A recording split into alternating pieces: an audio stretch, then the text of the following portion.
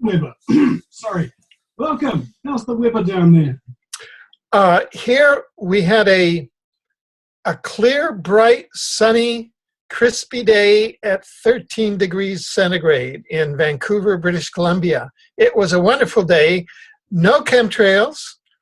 Everybody was celebrating. It was a banner day on the 2nd of March, 2015, and tomorrow, Netanyahu on the 3rd of March will fail at his attempt to ignite World War III.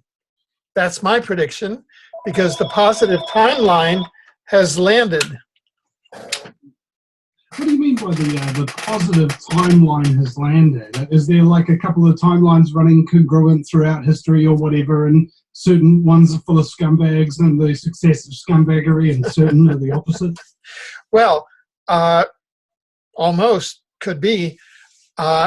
People can go to our website at positivefuture.info, and there you'll see the positive future equation that has emerged from data. And the positive future equation is positive future equals positive timeline plus unity consciousness. And what we've been able to note is a pattern that emerged after December 21st, 2012. And what occurred then is that a new holographic timeline, a positive timeline, emerged permanently to displace the former catastrophic timeline that was based on duality consciousness, I win, you lose, that was the ruling timeline for this time-space hologram that we're in. And that's why so many of the plans of the matrix powers, namely World War III, namely the Ebola pandemic, namely their depopulation program to attempt to get the population down from 7 billion to 500 million, as set out in the Georgia Guidestones, is failing. And it's failing because it's unity consciousness, we are one, that is the prevailing frequency under in our time-space hologram. We know now that our universe is actually a time-space hologram composed of multiple timelines here at our third density, which is the density that we inhabit. We're incarnating souls, non-locally based in the afterlife dimensions, and incarnating here in our avatars as Vinnie Eastwood, Alfred Webre, and everybody else listening or watching this show. So through great grace, the interdimensional portal of our universe, as of December 21st, 2012, began broadcasting waves of unity consciousness, and the timeline shifted from a catastrophic one, which would have predicted World War III. It would have predicted a global coastal event, which 3 different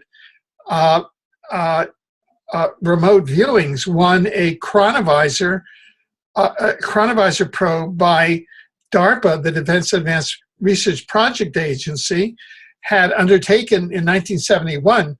A colleague of mine, Andrew D. Bashago, had undertaken that on behalf of the Defense Advanced Project Research Agency. In 1971, he did a third dimension, a 3D chronovisor probe inside of a hologram, and encountered the U.S. Supreme Court building, Washington, D.C., under 100 feet of brackish water. Similarly, another colleague of mine, Dr. Courtney Brown, in 2010, assembled the largest number of military-trained remote viewers in history in 2010. And they were going to do just a regular study of what the effects of global warming were, thinking that, oh, well, we'll have a few less acreage of beachfront property. Instead, they found in June 2013 a global coastal event that left the Sydney Opera House underwater. And along with all other coastal cities, including Washington, where they found the U.S. Congress directly across from the Supreme Court building underwater. None of these events occurred, and Courtney Brown found that immediately prior to June 2013, that event occurred, but it occurred in a different dimension because the catastrophic timeline is no longer ruling in the dimension that we're inhabiting now, but rather a new positive timeline. So the equation, positive future equals positive timeline plus unity consciousness, is the equation that governs the, one could call it virtual reality that we're in. It's as though, Vinny, that on December 21st, 2012, somebody changed the video card of the video game that we're in. And we used to be in a video game called War, Disease, Crime, and Poverty. And somebody changed it to Landing Paradise on Earth. And most of the 7 billion people still think that we're on War, Disease, Crime, and Poverty, but the video game has changed. It's Landing Paradise on Earth. So everybody's scrambling to try and figure out, are we in heaven or hell? Well, objectively, scientifically, our infrastructure is that of Landing Paradise on Earth. And it's a struggle because all the trillions of dollars of forces that have spent $3 trillion building underground bases to protect them from all sorts of catastrophes that aren't going to happen are still trying to make them happen, but they can't get it off the ground. Kind of like that relationship with that girl you really liked in high school, but it's just not going to work out, son. I think so. You know, it just is not in this timeline. And that is why all of the pedophilia and ritual child sacrifice and ritual child trafficking networks are now getting busted and now being exposed everywhere from where they originate, which is the contracts between the Nazis and the Dracos and the Orion Greys, which were signed in the early part of the 20th century.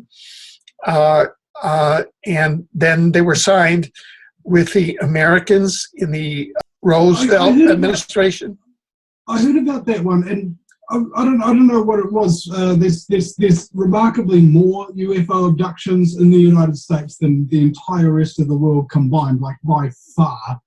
And I heard one person allege that that's because the treaty that the United States signed with the Greys included harvesting rights to the US population. Yeah, that's basically it, and that's why the U.S. has had to suffer this, is because of these treaties that were signed in 1933 in Balboa, Panama.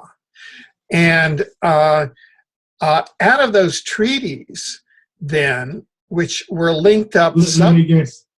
These treaties that were signed in Balboa, they must have been about Rocky. I know that we're going to get into it.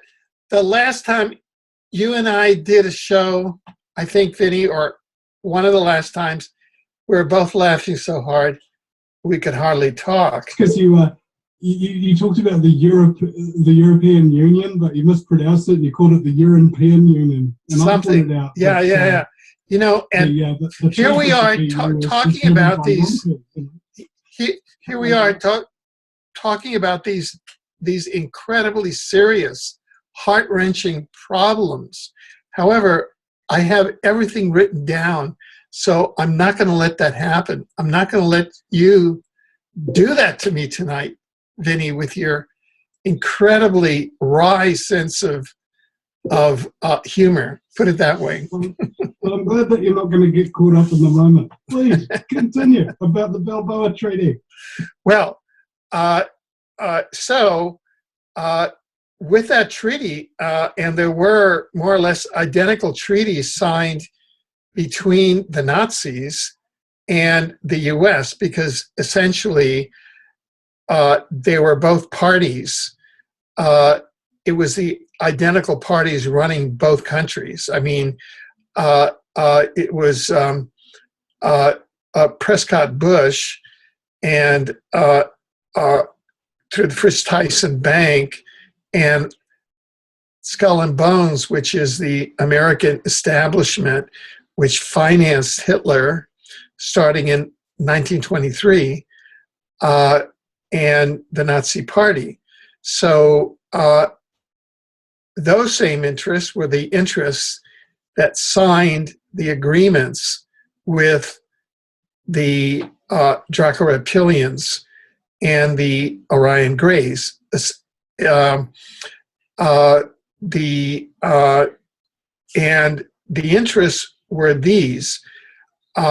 If you look at Skull and Bones, which was the common denominator, which is a secret society from my alma mater, Yale.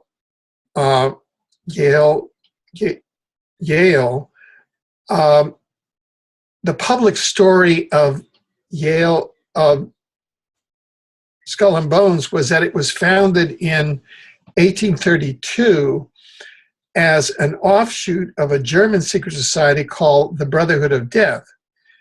But in fact, it was founded in 1776 at Yale as the second chapter of the Illuminati, which was founded in 1775 by a Jesuit, which we know are essentially a morphed Babylonian cult, satanic Babylonian cult. And the Bavarian Illuminati, the first chapter, was founded by a Jesuit in 1775. And through Skull and Bones, it was founded in, the second chapter was founded in 1776 as a way to capture and bring down the American Republic, which had just declared its independence at in that same year, 1776. So these are some of the hidden avenues and the what I call dimensional ecology, and how the practices of the Draco-Reptilians of having human sacrifice and of requiring human sacrifice with its treaty counterparts, both in the Nazi government and in the US government, which it carries out to this day, we know from witnesses in the underground bases. So, can I ask, yeah, does this have something to do with the fact that the United States has been in existence for 200 years and only not been at war for about 23 of them?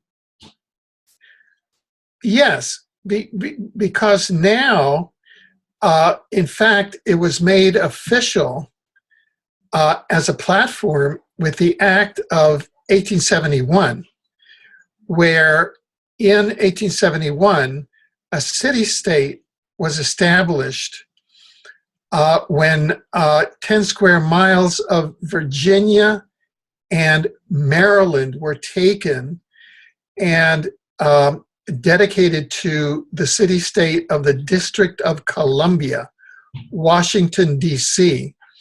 And that was at the behest of the Vatican and the City of London. And so now that became, Washington, D.C. became the third city-state in the three city-state empire of the Vatican, the City of London, and Washington, D.C., the District of Columbia, that 10 square mile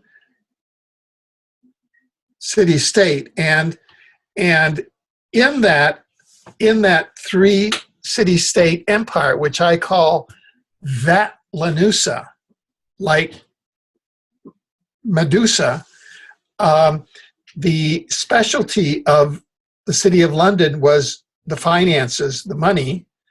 The specialty of the Vatican was the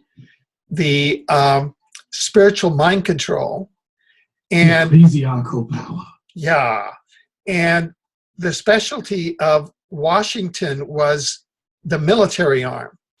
So that's why the U.S. is in perpetual war, because it is the military arm of Vatlanusa, a creature. Can I ask, isn't this the Trilateral Commission, the one started by David Rockefeller, that actually brokered the agreement between these 3 city states, or does that have nothing to do with it?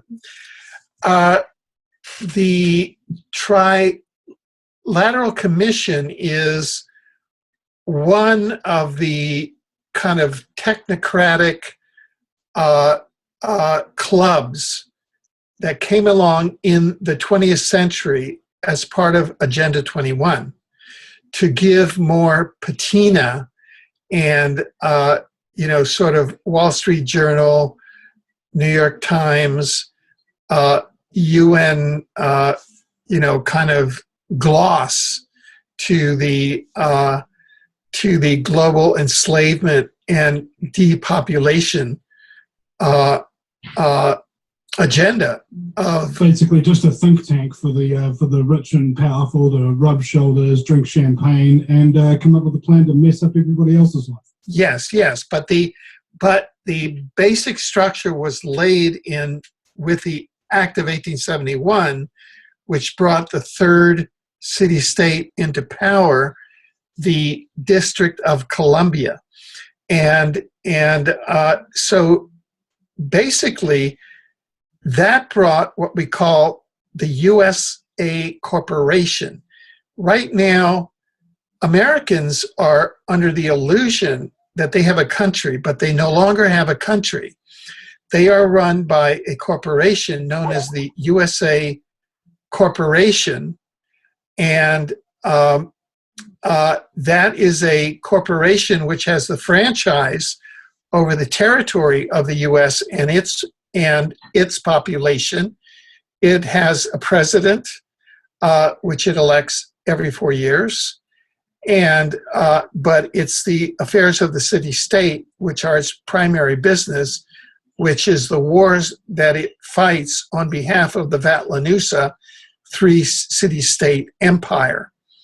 And so that is why it has the longest elections on Earth. Here in Canada, sorry. And welcome back, ladies and gentlemen, to the show that just keeps on trucking like K. Billy sounds of the Super 70s. And my very special guest is Alfred Webre III. Now, where we heading off to last segment was talking about the inherent traumatizing nature of even listening to this content about all the pedophile cults and how they cover up, what they do to families, what they do to children. Yeah. I'd probably say do it sparingly if you're going to do it at all. It's nasty, horrific stuff.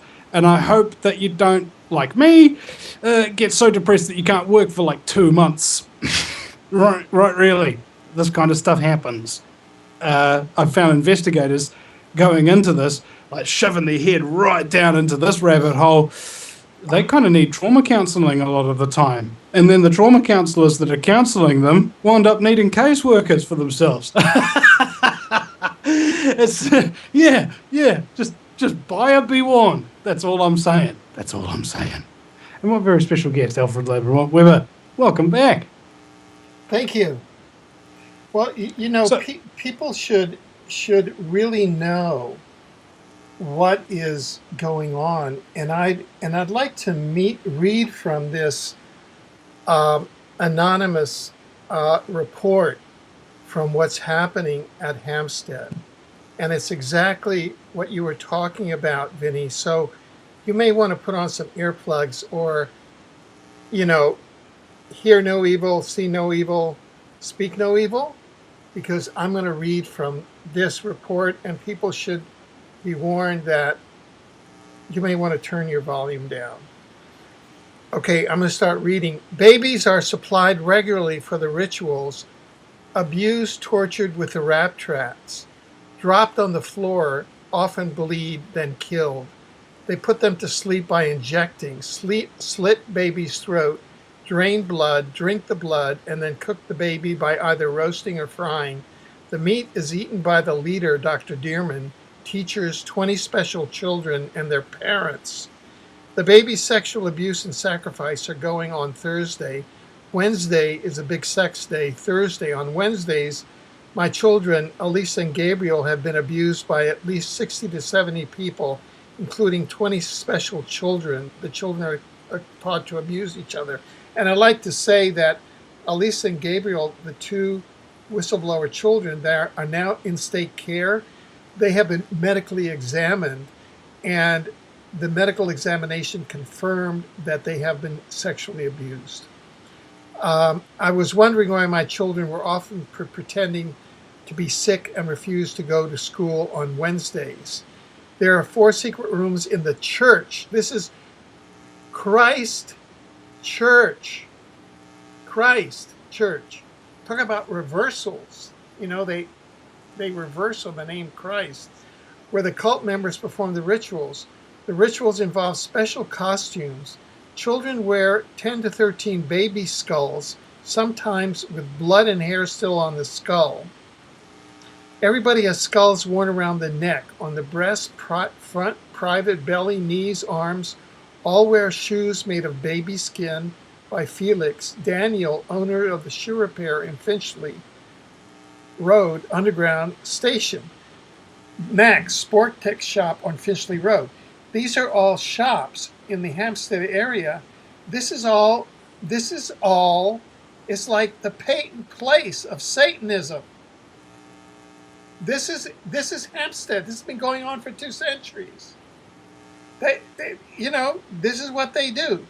Babies are supplied from all over the world. They buy them, inject, and send by TNT, DHL service, or the parents bring them from other parts of the world.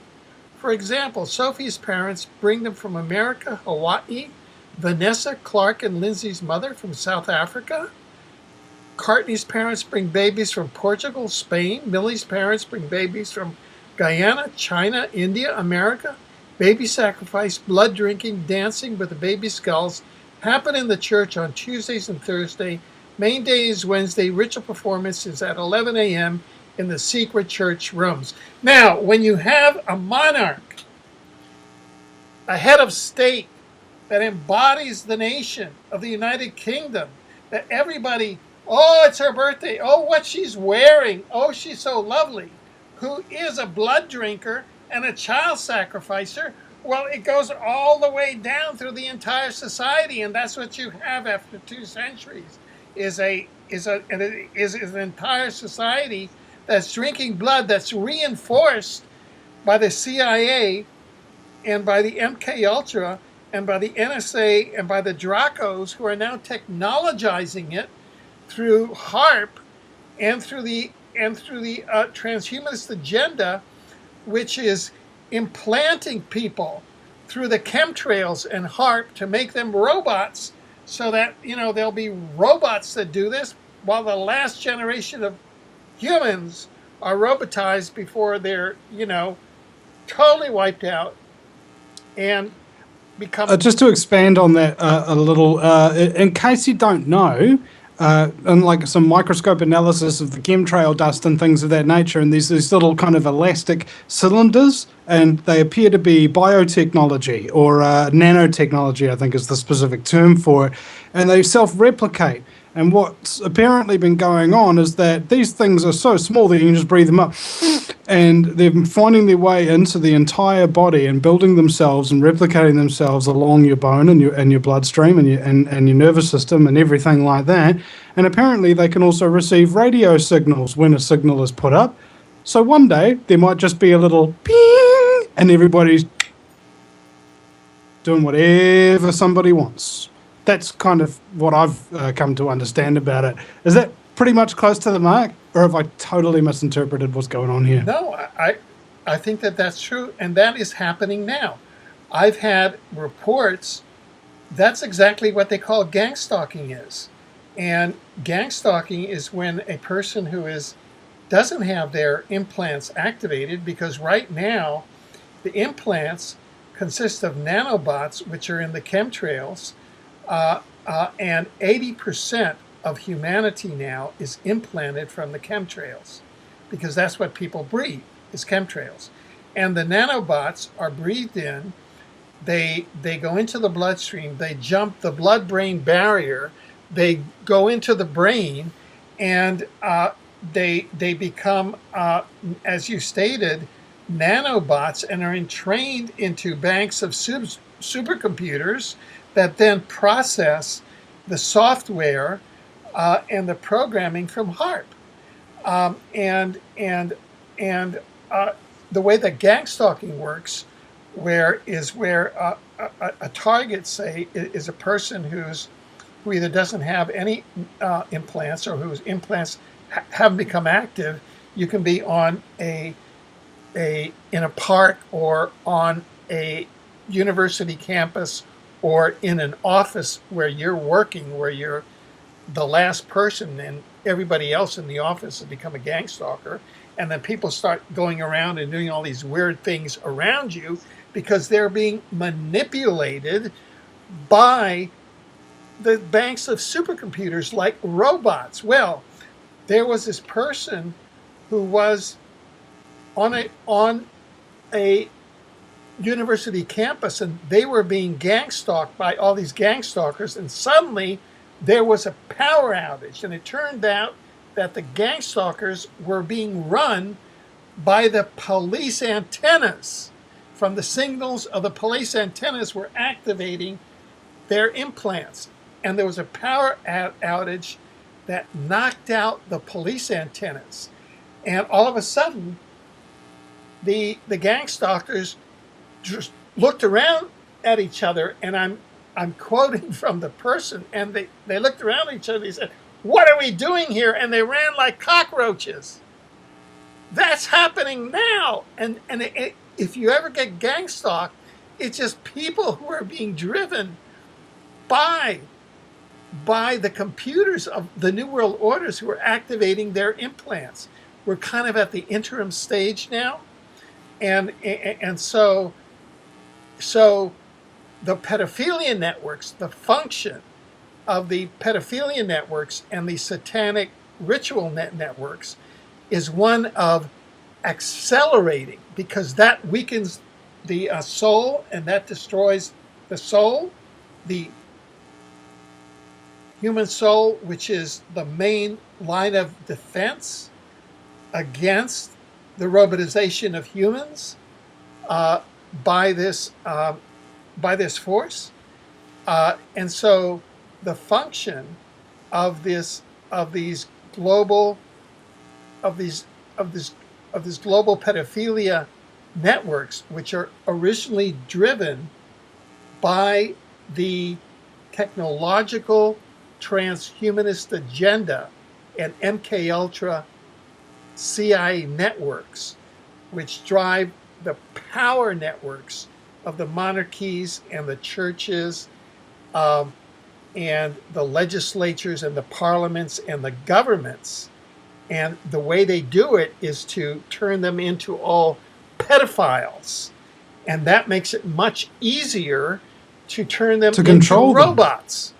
Because not you just destroy that, their but souls. also if they also speak out about anything, they can they just say, "Bro, we can expose you to the public as a pedophile, and you're going to speak out against this draconian legislation we're asking you to pass."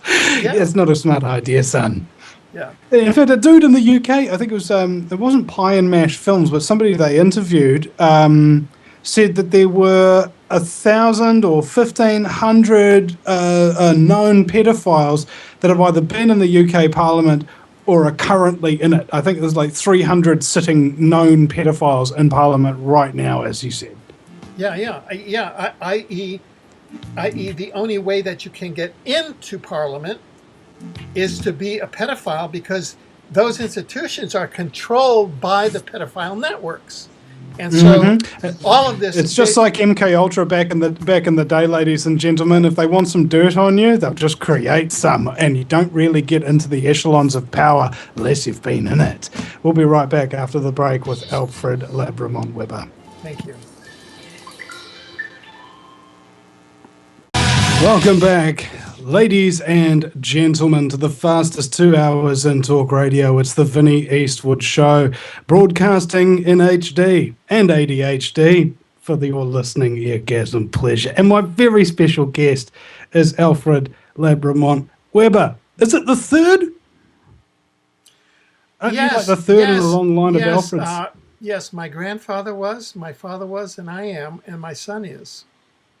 Oh, well, there you go. So there's like there's the fourth iteration going around. I hope it's a lot better than many of the fourth sequels that we're seeing from the long-running movie franchises that have been coming out over the years. Okay, I'm not sure if generations work that way. If anything, it's probably worse.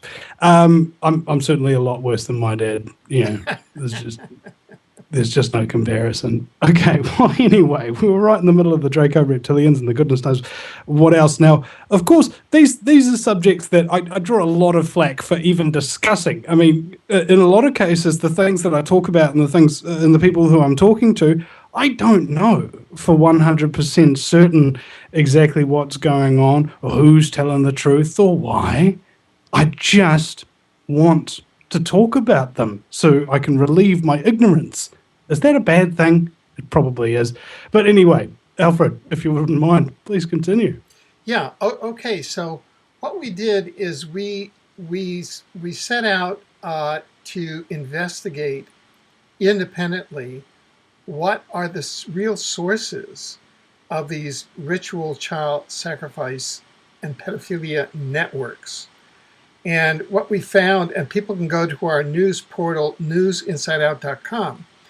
And what we found there was that the evidence led to interconnected MKUltra, pedophile, ritual child sacrifice, human hunting parties, and abuse networks, and child trafficking networks that are interlinked with the Vatican, the Drug Enforcement Agency, the CIA, Wackenhut, and the Bilderbergers in parliaments, churches, governments, schools, courts, child welfare institutions, and the media.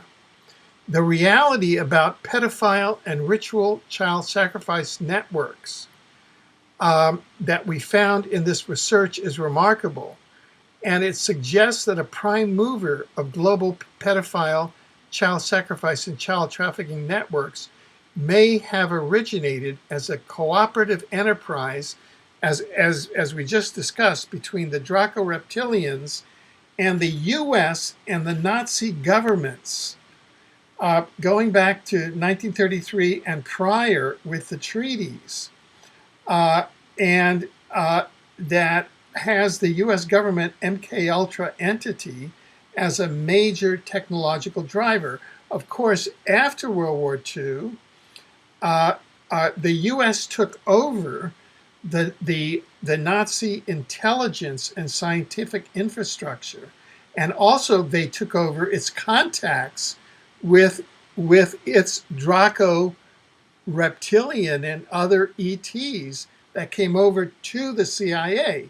So therefore, it took over its contacts with the Dracos, with the races that were insisting as part of the treaty on human sacrifice. So that's why we have the continuation of the human sacrifice requirements in the treaties, where the Dracos would insist on human sacrifice with the U.S. government agents, contractors, So it's when they would meet in underground bases. so And it's kind that's, of like meet the new boss, same as the old boss sort of thing. yeah, and that's how this thing is propagating throughout the entire world. It's actually from a larger species, and there are all sorts of other influences from the giants, the Homo capensis, what we call the cone heads, what we call the pumpkin heads, with people who have larger brains who are also cannibals, who also engaged in human sacrifice because they thought Homo sapiens, us humans, to be inferior. And it appears as though MK Ultra and the Draco connection really cemented itself during the Franklin Delano Roosevelt administration, starting in 1933, and was further cemented during post-World War II Operation Paperclip of German intelligence and its Draco Orion Gray networks that were then incorporated into CIA.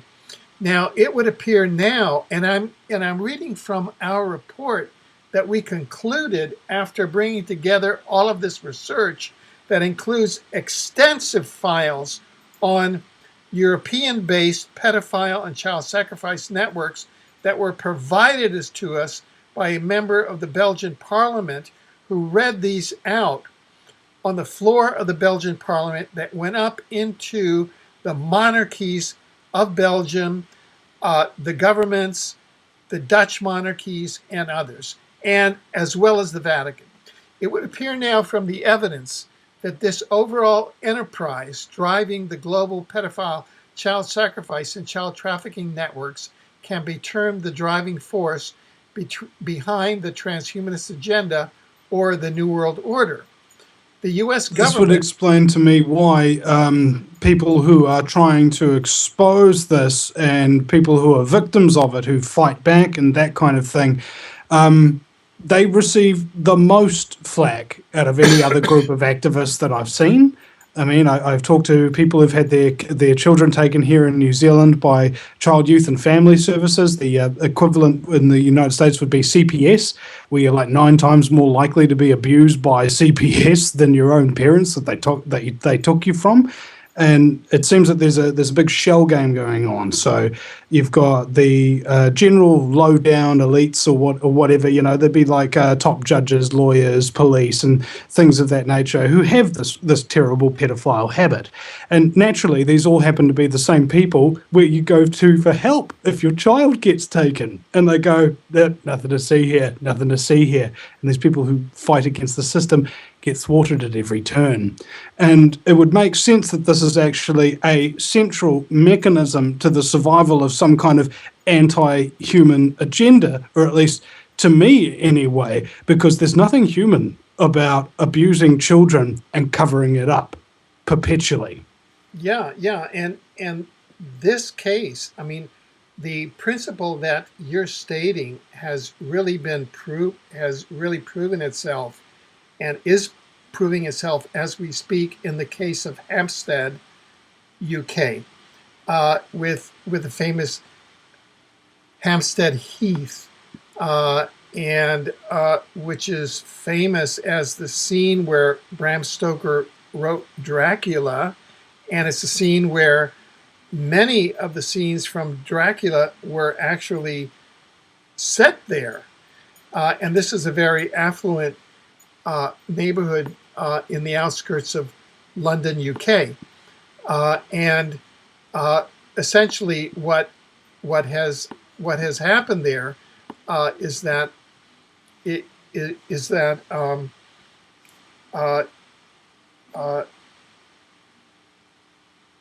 through the actions of a couple of whistleblower kids, and then data releases by an organization calling itself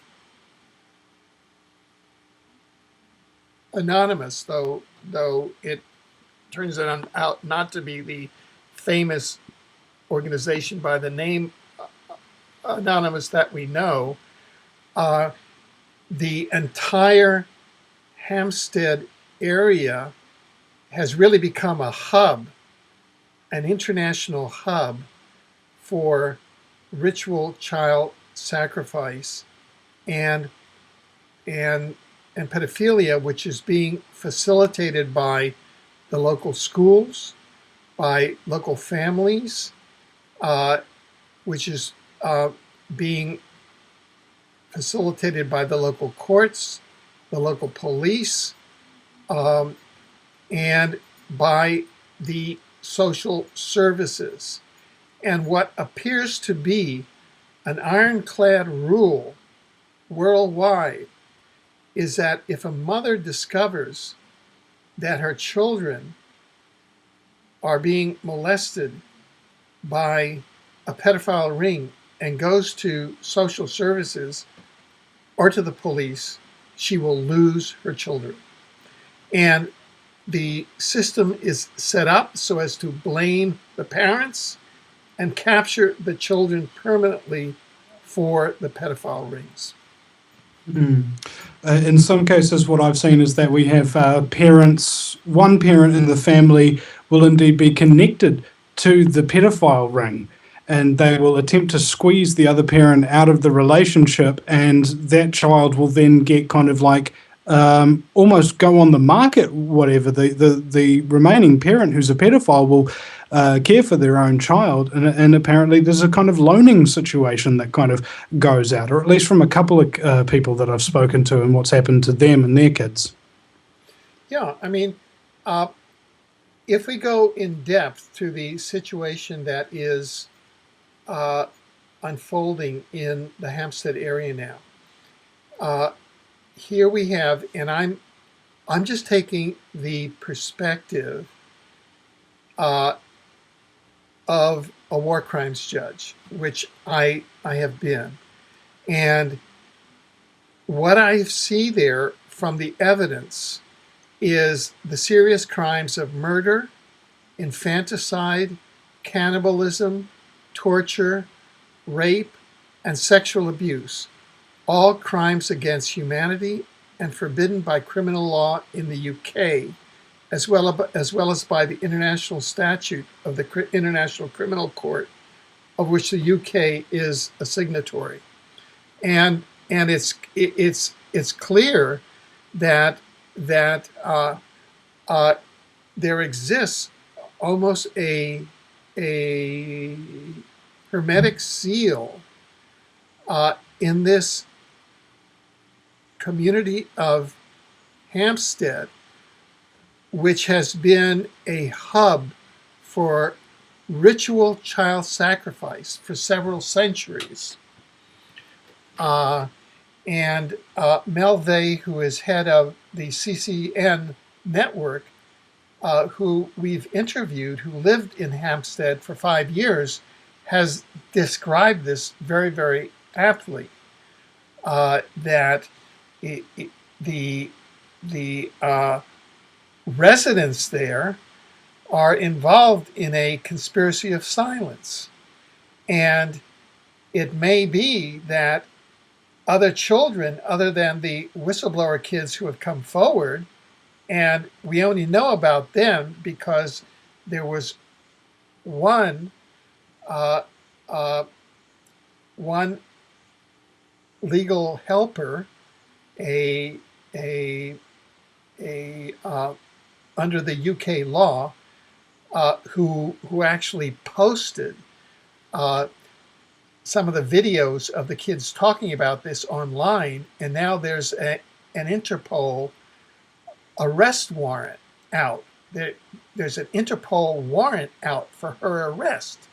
She had to flee the UK along with the mother, and now there are Interpol warrants out for their arrests. I say I've found that there's kind of two ways that they can keep people silent. One is with threats, and the other is with bribery. And then after you bribe them, you threaten them. Right. You know, so it's that kind of thing. It's just fear. Fear's been used since the dawn of man to keep us in line. Yeah. And you know what you really, really, really actually probably conceivably should be afraid of? Ruthless pedophile scum with trained killers at their hand wanting to hurt you and your family. That's the kind of thing that you can be justified in picking up your family and kids and running to another country from right away kind of thing. Because then they're probably the worst group of scum in the world. And not to mention, this is the worst topic in the world, Alfred. You ever noticed? Out of all the conspiracies, out of everything I've ever discussed, this is the one that cuts the most deeply. This is the one that is the darkest of them all. And that's why people don't want to hear about it. And for good reason. I only talk about this subject once every couple of months because I found that if I talk about it too much, I get traumatized and I can't talk no more. Oh. You listen to the Vinnie Eastwood Show. Alfred Webre III is my very special guest, and we shall be right back after the break at the VinnieEastwoodShow.com. All right, that's enough of that. So welcome back, ladies and gentlemen, to the Vinnie Eastwood Show. It's kind of like pirate radio. There are no rules, just guidelines, really. And my very special guest is... I don't know what the hell that accent was. Is Alfred Webre. Welcome back. Thank you. Thank you for joining me at such late notice. Now, speaking of things that I noticed, you were talking right at the very start of the first segment about this new timeline, this new wave, this new positive energy field with collective consciousness raising up and everything. And what occurred to me is maybe you're right, but then again, in order to prove that you're right, the direct opposite of what you're saying would happen should be happening. Does that sound confusing? Of course it does. It means this. If a good thing is about to happen, that means a lot of bad things got to happen right now to get out of the way. Correct. People are going to go crazy. People are going to go nuts. It's going to be, people getting angry at each other for no freaking reason. It happens all the time. It's almost like there's I know exactly what it is. It's detoxification, bro. Have you ever done a detox? How your skin breaks out and all these pimples and your back starts hurting and you can't move without groaning. That kind of, and then all of a sudden after a while, you're just like, I don't feel like crap anymore. I actually feel way better than I did before I started feeling like crap. This is quite awesome. That kind of happening to humanity in a sort of broad brush stroke, isn't it? That's a brilliant observation, Vinny. I think that's a brilliant observation because that's exactly what's happening, because all of these things are coming out from underneath, from the collective unconscious. And what our research, and people can go again to our news portal, newsinsideout.com, and what our research in this area shows is that the Draco U.S. government, MKUltra, ritual, child sacrifice, pedophile complex, in turn, has infiltrated ruling and controller structures worldwide, including churches such as the Vatican, the Jesuits, the Talmud, the whole area of the Talmud, the Anglican churches, the monarchies, especially the UK monarchy, the governments, especially the USA corporation government, which we spoke about in the first segment, the intelligence agencies, the military, the corporations, the schools, the civic organization, and the multi-generational families. There are 30 million multi-generational satanic families, 30 million multi-generational satanic individuals from multi-generational families in the US alone. And that's a tremendous weight for us to deal with, us, the awakening starseeds, to deal with as we're bringing the entire human population along in this frequency ascension. Now, Now, yeah, when you were go ahead. saying just before about that long list of all the different institutions that have been taken over Yeah. and seized control of and are now being used to abuse children, Yeah. what occurred to me is that in order to explain that properly, think of every single organization that you can think of that says that it's there to protect children and should be its job. They're the ones doing it. Exactly. Yes, and you know, there is now evidence that the largest corporations, the largest private corporation in privately held corporation in North America holds satanic ritual sacrifice at its corporate headquarters. Laura Eisenhower confirms the existence of cooperative treaties and entities between the United States government and manipulative extraterrestrials, such as the Draco-Reptilians and Orion Greys. In the interview that we did with her called Laura Magdalene Eisenhower, the ET invasion has already occurred and governments do not want us to know. And there are a number of high-profile individuals from these networks for whom he has reliable eyewitness evidence of their participation in ritual child sacrifice, blood drinking, and flesh eating. And these include Pope John Paul II, who, according to ex-Jesuit Jose Luciano, participated in ritual child sacrifice in an underground bunker 40 meters from the Vatican.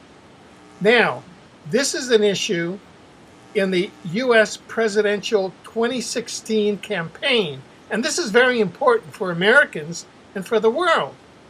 The leading Republican and Democratic families involved in the U.S. presidential 2016 campaign, Bush and Clinton families, are both, by the evidence, committed participants in ritual child sacrifice, blood drinking, and pedophilia. According to one Glencop's evidence, pedophilia parties as part of the CIA-MKULTRA circuit took place in the White House under George H.W. Bush and George W. Bush. Both Bush Sr. and Bush Jr. participated at Area 51 in ritual human sacrifice, blood drinking, and flesh eating in joint ceremonies with Draco-Reptilians held in underground facilities as part of a cooperative entity of Draco-Reptilians and the U.S. military. Both Hillary and this is why the feminist movement around that the Bush era had T-shirts that said, "The only Bush I trust is my own." You know, you are a good stand-up comedian, and that's, you know, what is it? Hey, and here I am. I've actually sort of shifted the studio around, so I'm actually standing up while I'm doing my comedies. It's great because all it took was removing the chair, bro, and I'm suddenly a stand-up comedian. This is the lighter side of genocide, so that you're not making light of this because we know that it's going to take you 2 months to recover from this program. But now I'm going to get to another point. Both Hillary and Bill Clinton have participated, according to this evidence, in ritual child sacrifice and are human blood drinkers. While there is no explicit evidence that has emerged of Jeb Bush participating in ritual sacrifice, it is reasonable to expect that Jeb Bush, who is the 2016 candidate of the Bushes, was aware of such Bush activities and may have participated. At the very least, as an ethical presidential candidate, Jeb Bush would be expected to denounce pedophilia and ritual child sacrifice by his father and brother and any other Bush family members. All 2016 presidential candidates, and you've got to get them on your show and ask them, should be questioned as to whether they have ever participated in pedophilia, ritual child sacrifice, or child trafficking, or in any of the networks that support this. So, I think I'd have to actually go to them, and they'd have like the private security there, and they say, "Hey, look, Vinny Eastwood's coming over with a microphone to ask the Clintons some questions," and they go, "Quick, hide behind the bushes." Oh, God. Here we go. Here we go. You Yeah. can't make Now, this stuff. Well, yeah, I now, guess you so that here comes the actual breakthrough, which was a breakthrough at a conceptual level, because now we know what we're aiming for. A new model of the actual planetary driver of pedophile and ritual sacrifice networks. The transhumanist agenda model of pedophilia and child abuse networks is more accurate and factual than a prior model of pedophilia that focuses sole blame on churches such as the Vatican or monarchies such as the UK, Dutch, or Belgian throne. You know, say, oh, that Dutch queen, you know, they have these hunting things. This prior model of pedophile networks actually diverts attention away from the transhumanist agenda, which is the actual current planetary driver of pedophile and ritual child sacrifice networks. The transhumanist agenda can be defined as, a complex cooperative entity originating in the Draco reptilians and CIA, US government, using MKUltra technology that now appears to have expanded out into a planetary infrastructure around the NSA, National Security Agency, and contracting agencies around the world, along with a dedicated grid of HARP installation, chemtrails, supergrids, supercomputers, nanobots, nanochips, to be the prime mover entity responsible for driving pedophile and ritual child sacrifice networks worldwide in power institutions such as the Vatican, Jesuits, Talmudists, Zionists, churches, monarchies, governments, intelligence, military, police, schools, and families.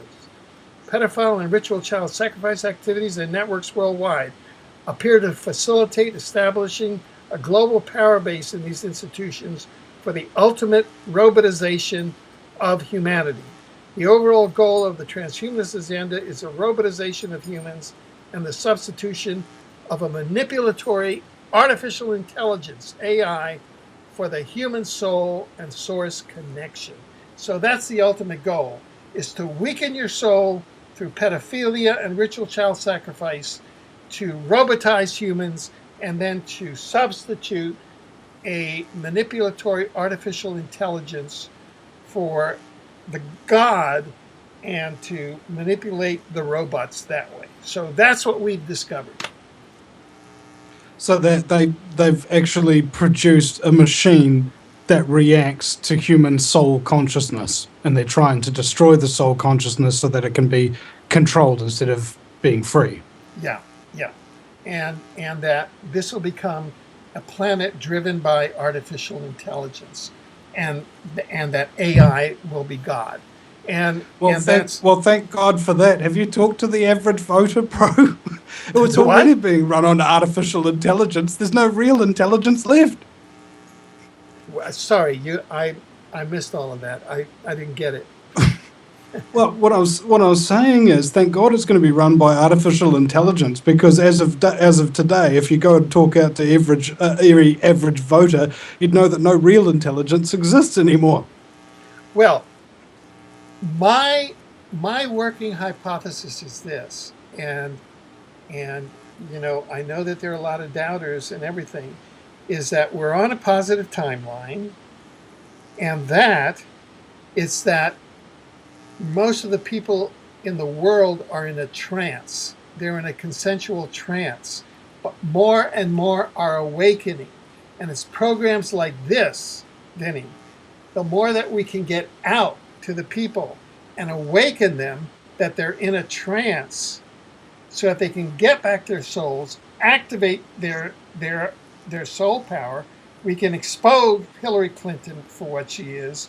We can expose Jeb Bush and the Bushes for what they are. We can expose the CIA and the Dracos for what they are. And incidentally, right now, there are tremendous battles going on in space as we speak.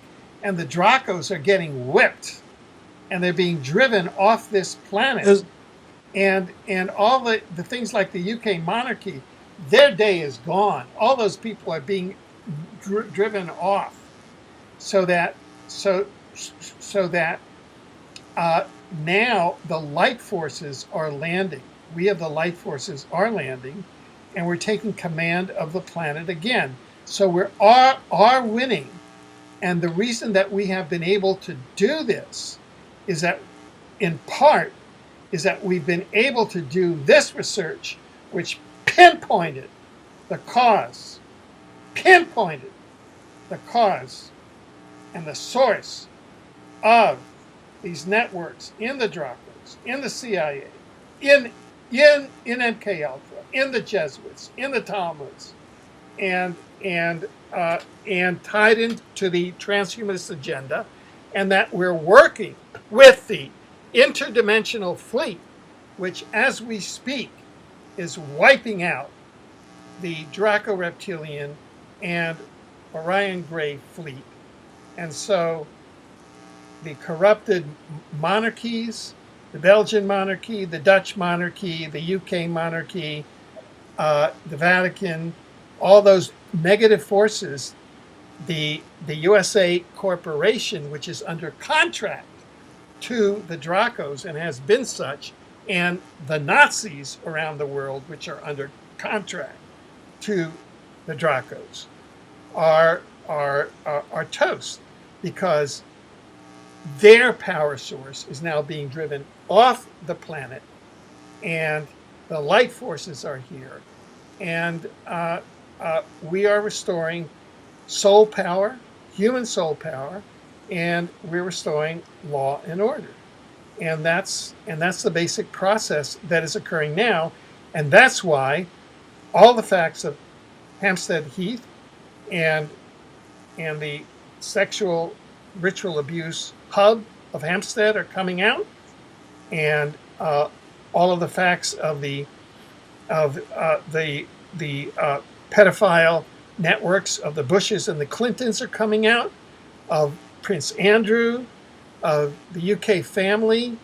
I don't know, in New Zealand, you've got this dark prime minister. I don't know what's going on with that guy. Well, he's called the Prime Sinister.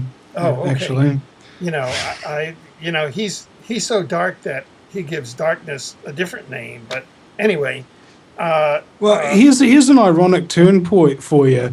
He's worth like 50 million plus, right? And also has multiple insider trading allegations while he's been acting as the Prime Minister, with shares in the Bank of America, which New Zealand is getting in debt to.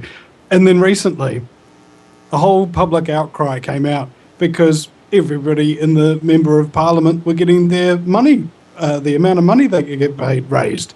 And he's like, no, I won't stand for this. I'm putting my foot down. and then he passes a law under urgency in one night, wiping out any future extra, benefits for all the other MPs, and then goes back to his $5 million mansion in Parnell that he calls the house that Merrill built. For tea, you got to love that Prime Sinister, ladies and gentlemen. John Key. Go check it out. I'm making a documentary about John Key, the SOB. Some men are a son of the land, others are a son of the sea, but Mr. Key is a son of a beach. We'll be right back. What is the big deal about swearing to God in the first place? Why does swearing to God mean you're going to tell the truth? Wouldn't affect me. If they said to me, you swear to tell the truth, the whole truth, and nothing but the truth, to help you God, I'd say, yeah. I'll tell you about as much truth as the people who wrote that Bible. How do you like that? Huh? Swearing to God is kid stuff. Swearing to God doesn't mean anything. Swearing on the Bible doesn't mean anything. You know why? Because Bible or no Bible, God or no God, if it suits their purposes, people are going to lie in court. The police do it all the time. All the time. Yes, they do. It's part of their job to protect, to serve, and to commit perjury whenever it supports the state's case. Swearing on the Bible is just one more way of controlling people and keeping them in line, and it's one more thing that holds us back as a species. Do you realize every day we are being put under constant stress from wireless radiation? What's worse is that you don't even know that it's happening. It puts as much stress on our body as if we had a constant viral infection, draining our energy and sapping our strength, or just making us irritable and fatigued. These wireless fields are being emitted from computers, microwaves, mobile phones, power lines, and any electrical appliance. Now there is a solution. A group of research engineers in New Zealand have come up with an active shielding device that shields you from wireless radiation at a cellular level. Blue Shield comes in 3 models: a household, portable, and USB that plugs into any computer. The great thing about Blue Shield is it is very affordable and guaranteed to last. A one-off purchase will see you being protected for years to come. Visit AmericanFreedomRadio.com and click on the Blue Shield banner. Blue Shield, brought to you by the VinnyEastwoodShow.com. Assassination. You know what's interesting about assassination? Well, not only does it change those popularity polls in a big hurry, but it's also interesting to notice who it is we assassinate. Do you ever notice who it is? Stop to think of who it is we kill. It's always people who've told us to live together in harmony and try to love one another. Jesus, Gandhi, Lincoln, John Kennedy, Bobby Kennedy, Martin Luther King, Medgar Evers, Malcolm X, John Lennon. They all said, try to live together peacefully. Bam! Right in the head. Apparently we're not ready for that. Yeah, that's difficult behavior for us. We're too busy sitting around trying to think up ways to kill each other. Here's one we came up with. It's efficient, too. Genocide, you know? Killing large numbers of people simply because they don't look like you, they don't talk like you, and they don't have the same kind of hats you do. You ever notice that anytime you see 2 groups of people who really hate each other, chances are good they're wearing different kind of hats. Keep an eye on that, it might be important. Do you read me? Welcome back, ladies and gentlemen, to the show that's all about feeding vegetables to extraterrestrials and not being credible, but totally incredible instead. And my very special guest is Alfred Webre, a godfather of exopolitics. Welcome back to the show, my friend. I don't know what I've done to make you disrespect me so much.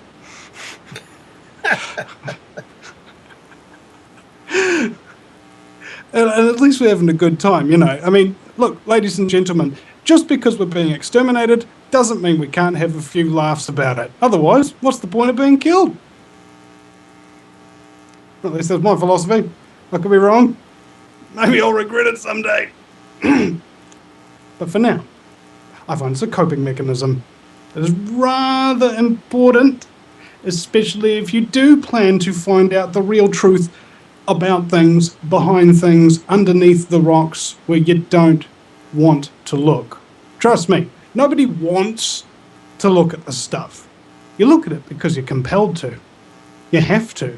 There's a need, a desire, something that is not complete without it. But is not, when you come back out of it, you do change quite a lot. And your perspective on things change as well. I've been through this, Alfred's been through this, a lot of people have been through that. It's kind of like the 5 stages of grief. After you lose a loved one, you know, you get your anger, your depression, and all that other good stuff before finally getting into acceptance. That you got a moral obligation to do something, that you can't sit around just whinging about it all the time, that you actually need to let people know. That kind of realization, that kind of motivation to leave your ordinary daily life working for somebody else, fulfilling somebody else's dreams and putting yours off indefinitely until the day they give you a cheap gold watch and a retirement village and you're so poisoned and sick that you can't even fulfill your dreams if you wanted to. Don't do it. The best advice anybody who's trying to inspire you is to tell you to turn off whatever you're listening to, even if it's this show. If you feel like you've heard enough so that you can start really doing something, turn off whoever it is, whatever it is you are listening to and watching, and start creating it. You'll cross the Rubicon once you realize that you're spending more hours a day creating content than consuming the content of others. Alfred, welcome back. Thank you. And those are very thoughtful and very meaningful and very inspiring words, Vinny. I think that they're exactly the sort of insight that people coming into this area will finally come to. And this is an area that I think is really hidden in many aspects of our current culture. For example, in the interview with CCN director Mel Vey, who she spent, as I mentioned, 5 years in the Hampstead Heath area, and she emphasized the aspects of the Hampstead Heath area that are conducive to an interdimensional context of negativity and the attraction of negative and malevolent entities. And she also noted the predominance around the Highgate Cemetery area with its history of sightings, again, of greys and reptilians. And this is something that goes back centuries.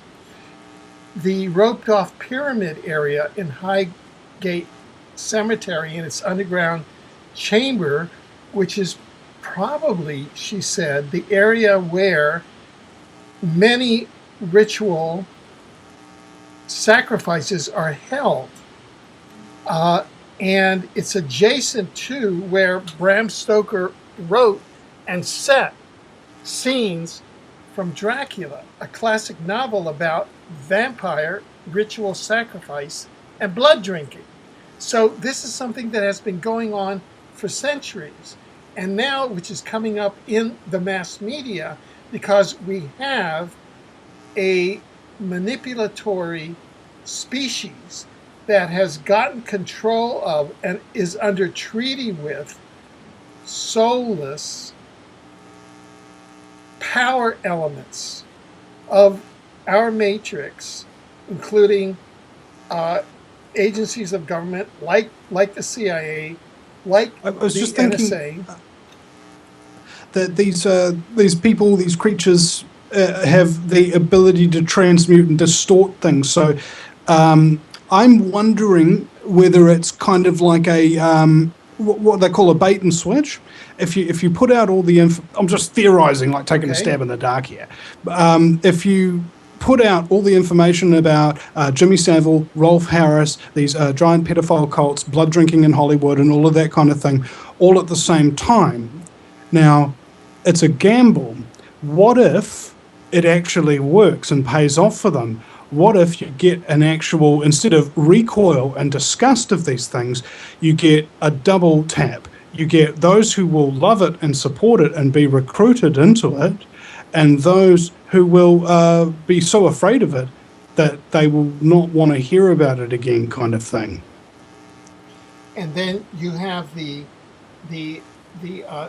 third area, which is that those who see it and their souls are activated, and their heavy soul power is activated, so that you have what's called a stratification, so that souls are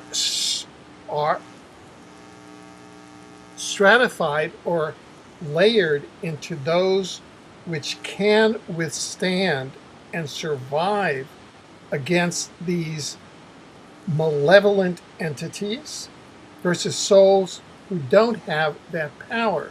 So it's a spiritual evolutionary test. And along with the frequency ascension of our planet, this is really kind of a test for those souls who are really going to survive the process and move forward into ascension. And like a spiritual disease, like when they had Ebola in Africa, they would put you alone in a hut, and if you came out 3 days later, you're good. If you didn't, you're dead. Yeah. And my faith is that the infrastructure of our time-space hologram because basically we're inside a video game. We're inside a virtual reality. We're inside a time-space hologram that is nothing but, that is on parallel timelines and is a virtual reality. It's nothing but energy and frequencies. And what's real about it is our underlying soul, which is anchored in a non-local dimension. And these avatars are just like spacesuits, or they're like an avatar that you use in a virtual reality, like that movie Avatar.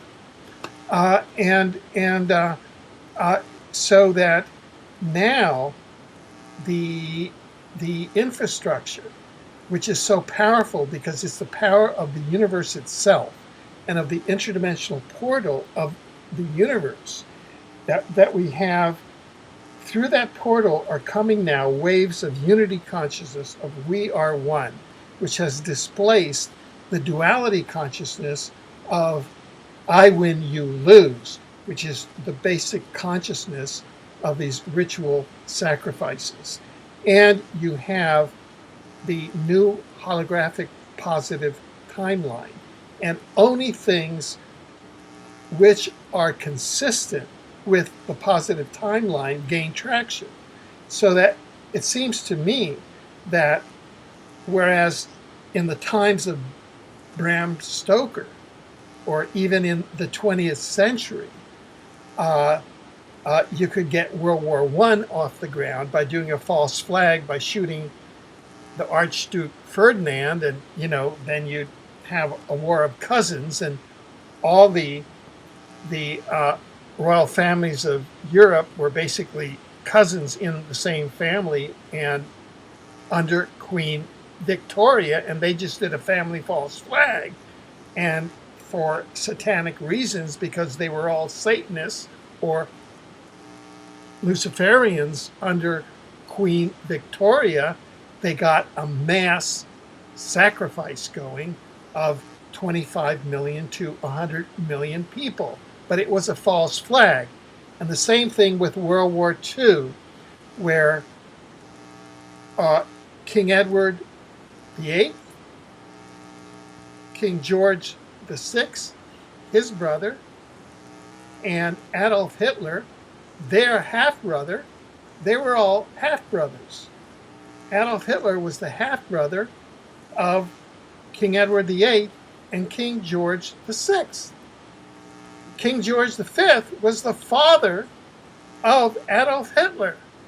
And it was all a big false flag. World War II was a big false flag just to create a ritual sacrifice of 100 million people to these Luciferian gods. Now, And plus, right after it, John D. Rockefeller donated the land to build the UN on, and then the former Nazi Party member became the Secretary General. And hey presto, we've got Agenda 21 coming down the lines. I actually met him. I had cocktail parties with him. I met him at a cocktail party at the Unispace conference in 1982. And and he's this tall guy, and he's a former Nazi, and you can just see all of the contradictions there. Now, they could do that. The 20th century and all of the years prior to December 21st, 2012, they could pull that off on the old timeline. But now that the timeline has shifted, we're in the new frequency field, and they can't get traction.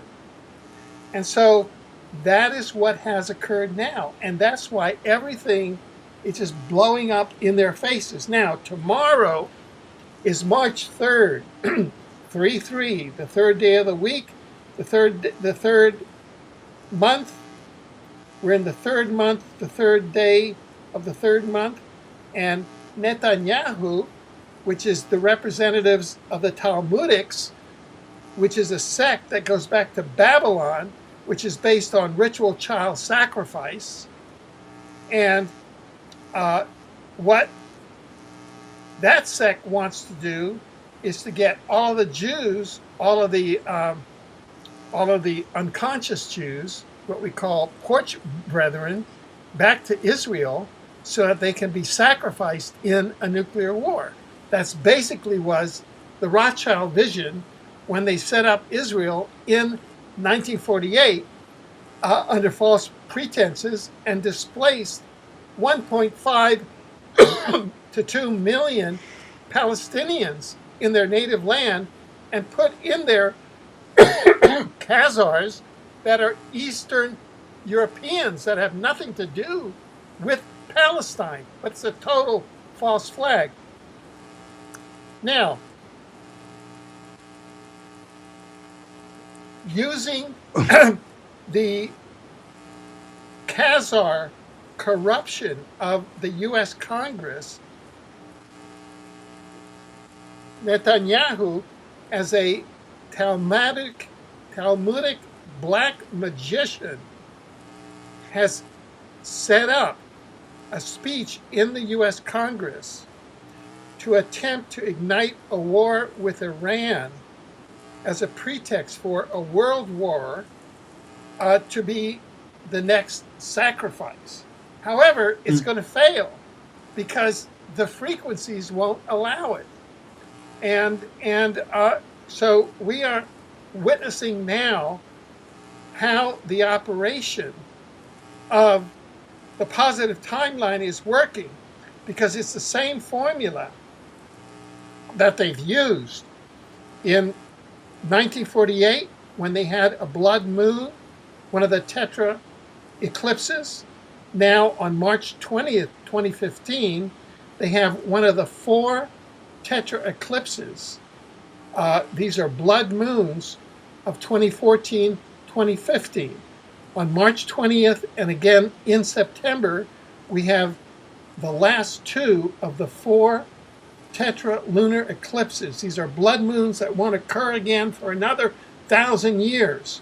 And these are planetary configurations that the Talmudic satanic forces have used to plan their war events, to have their diabolical forces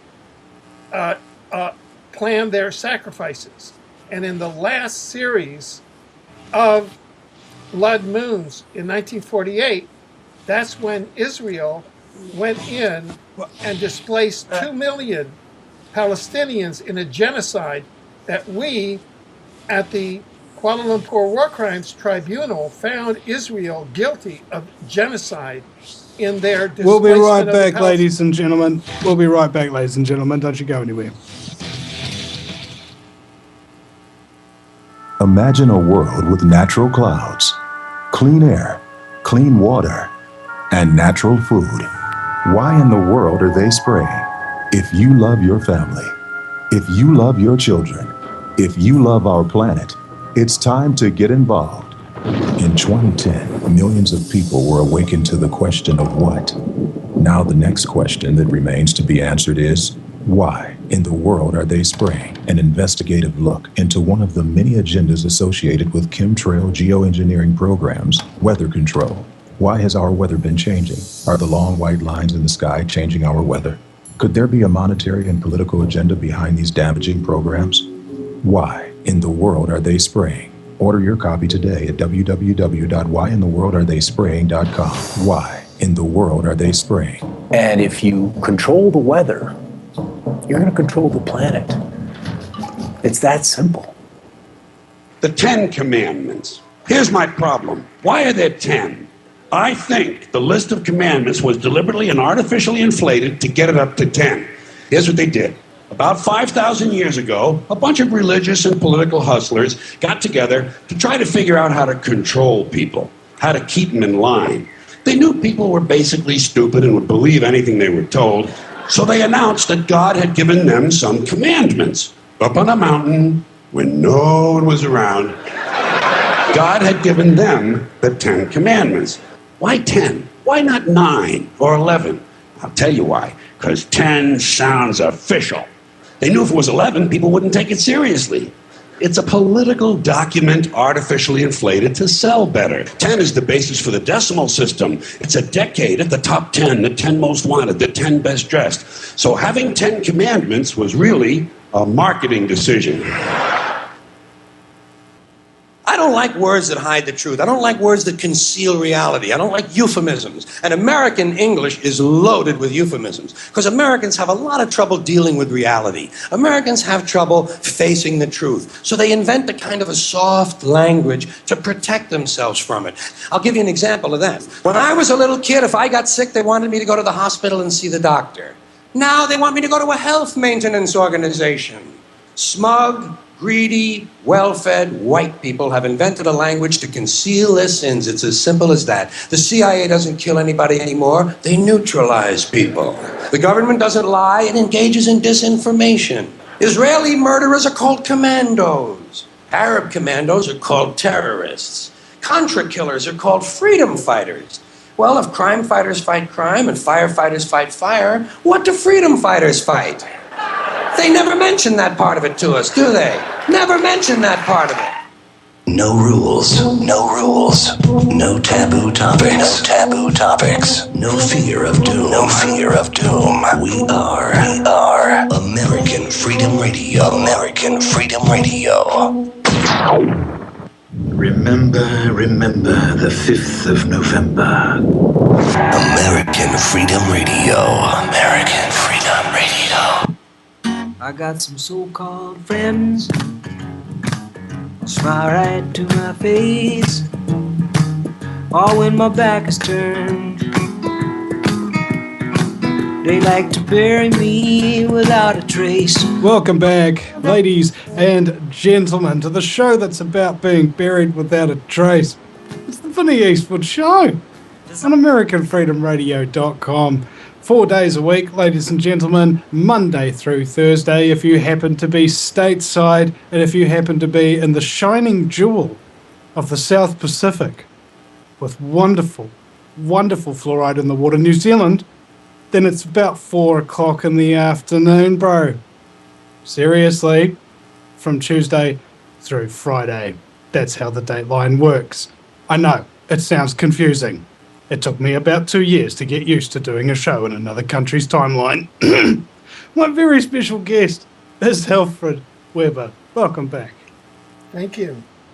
Well, we have one final segment here, which I like to usually preserve for self-promotion of some kind, because it's my belief that there's nothing shameful about shameless self-promotion.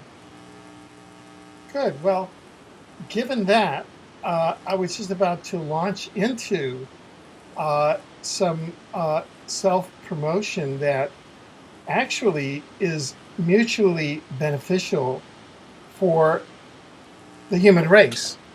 And what I did was, about 5 years ago, I embarked on a project to map the omniverse. And what the omniverse is, you've got the universe, then you've got the multiverse. The multiverse was discovered about toward the end of the 19th century and is first named by the novelist and psychologist William James. And what the multiverse is, it's simply a term that is the collection of all the universes. And 2 scientists at Stanford have recently come up with an estimate of the number of universes in the multiverse. And what they say is that the number is so large that the human mind cannot comprehend it. However, if you were to use, say, a computer with 12-point type to write out the number of universes in the multiverse, that number would be more than 260 million miles long. That's how large the number of universes in the multiverse is. So then what I noted was that there had not been a book written on the omniverse. So I wrote a book on the omniverse. And what the omniverse is, the definition of the omniverse is as follows. The omniverse equals the multiverse, i.e., all of the universes plus the spiritual dimensions. And what the spiritual dimensions are is the dimensions that of the interlife or the afterlife that contain all of the intelligent community, all of the intelligent civilization of souls, plus the spiritual entities, plus what we call God or source. Now, traditionally, all of that has been a matter of belief and not of science. But over recent years, especially say over the last 10 to 15 years, science and what we call science or scientific knowledge is simply where you have a uniform protocol and replicable results. And over the last 10 to 15 years, increasingly, or let's say more like 25 years, science has been developing replicable data using uniform protocols about the intelligent civilization of souls. What is the nature of the soul? What is the soul in the interlife like? What is the interlife like? What do souls do between lives? How are souls created? What functions do souls have in the creation of all of the universes and the maintenance of the universes? And this is replicable scientific knowledge. You take 7,000 or 8,000 cases and you find that it's the same answer. And it's not a matter of faith where you look it up in the Bible or some other given sacred text and said, yes, I believe that what happens after death is X. No, you know that what happens more probably than not, that what happens after death, because you have a certain number of cases according to the scientific method that tell you this is what probably happens after death, after bodily death.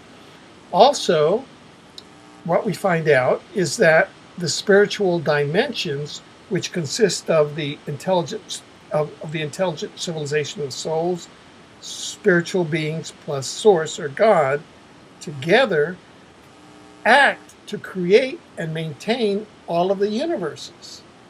And they do so because the universes are the venues for souls to incarnate into and gain spiritual soul development.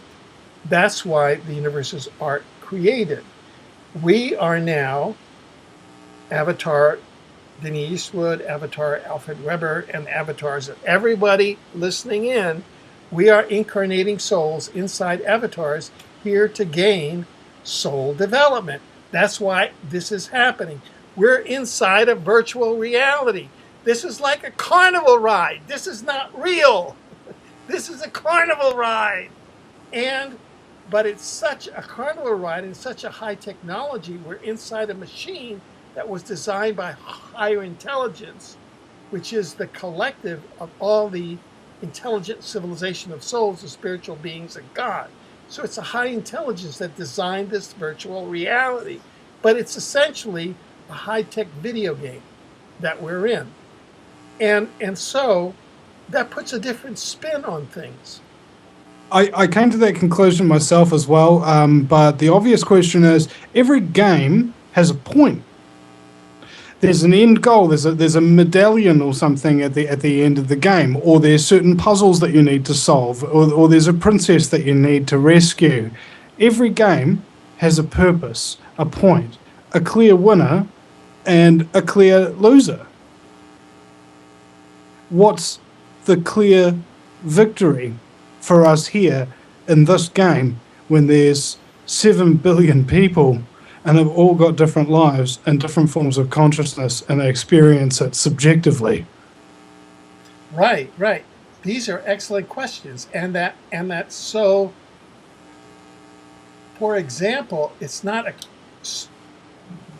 so much of a clear winner, but prior to your life, you actually choose your life, you sample it, and then after your life, you have a life review with your guides and you see how much of what you expected to gain in your life by choosing that particular life, you actually accomplished in terms of soul development. Did you actually slack off and just sit there and read and kind of just slacked off and not take all of the chances and not really pushed it and squeezed as much out of the circumstances as you might have gotten? I.e., we have raw material here. We can make as much of it as we can, or we can slack off. But then if we slack off, when we pass over, our guides are going to say, what's the matter for you? You're just going to have to go back. And yes, it's like game over. Would you like to retry? Here's another 20-cent coin. Yeah.